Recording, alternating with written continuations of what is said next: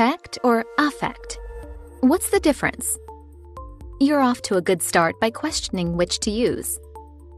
It shows you're aware of certain words that can trip you up if you're not careful. In this course, you'll learn about frequently confused words that sound alike or have similar meanings. You'll also explore some of the most commonly misused verbs, terms, and prepositions in the English language.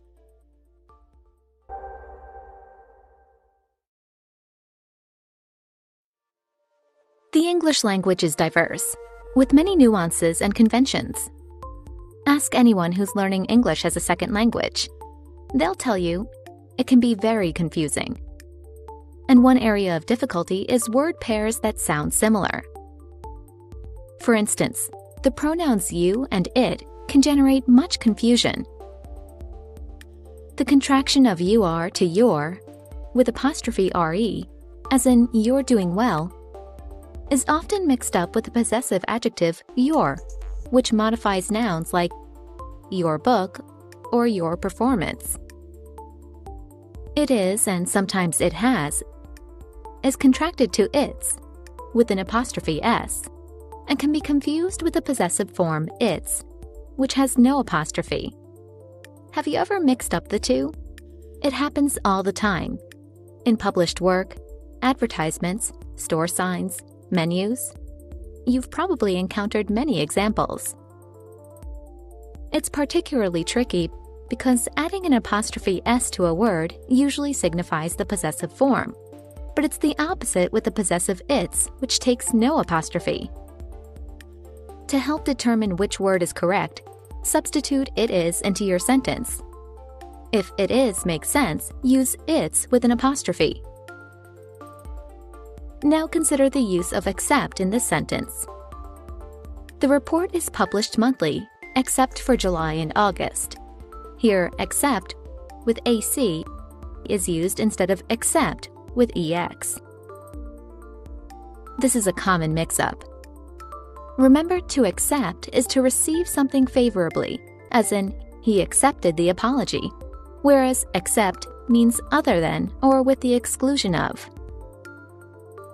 Another tricky pair are imminent, spelled with the initial I, and eminent, with an initial E. What's the difference between the two? Well, imminent means about to happen, or that's expected soon. Eminent, however, means well-known or having a reputation as an expert. So you might write, the finished report is imminent.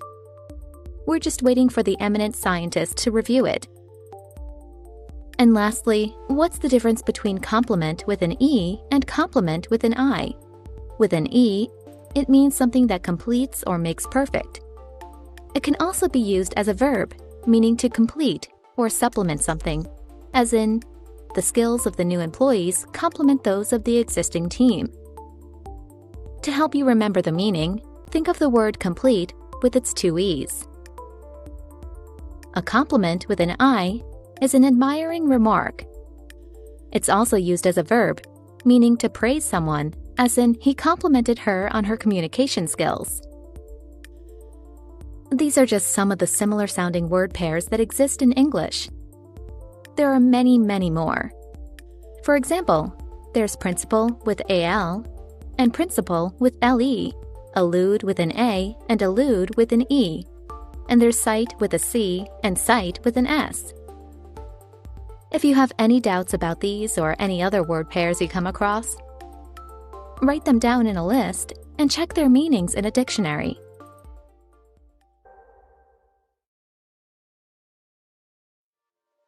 Do you know the difference between ambiguous and ambivalent? Continuous and continual? How about uninterested and disinterested? There are many words that have similar or related meanings that often cause confusion. Let's explore a few examples. Ambivalent and ambiguous start off with the same letters, ambi, which comes from the Latin for both. But that's where the similarity ends. In the sentence, the client is ambivalent about the design, the client in question is uncertain if the design is the right one to follow. That's because ambivalent means having mixed feelings or contradictory ideas about something.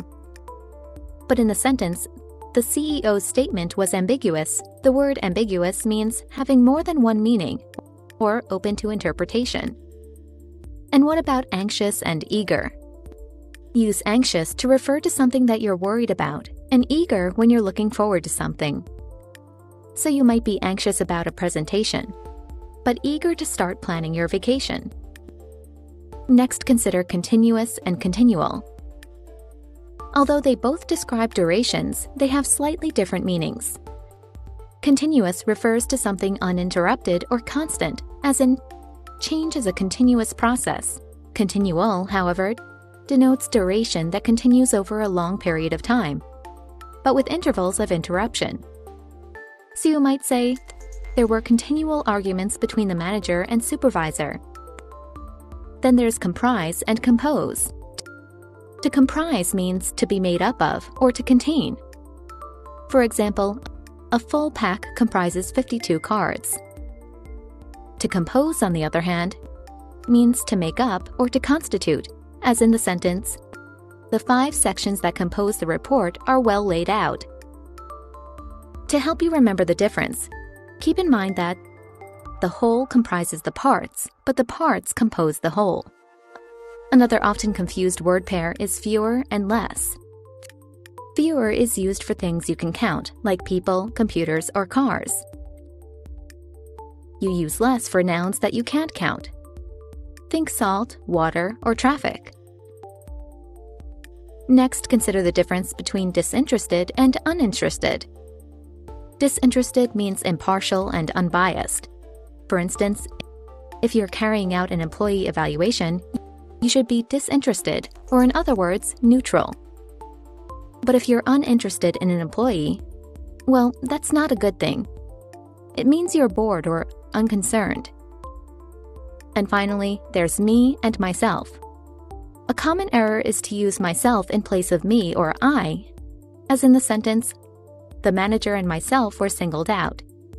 But this is grammatically incorrect. It should be the manager and I. The use of myself is appropriate when referring to yourself reflexively, as in, I applied myself to the task, or for emphasis, I myself wouldn't have done that. It's impossible to cover all the related word pairs that exist in English. So if you're unsure about the correct usage of a word, check a dictionary. It can help you avoid mistakes that compromise the quality of your writing.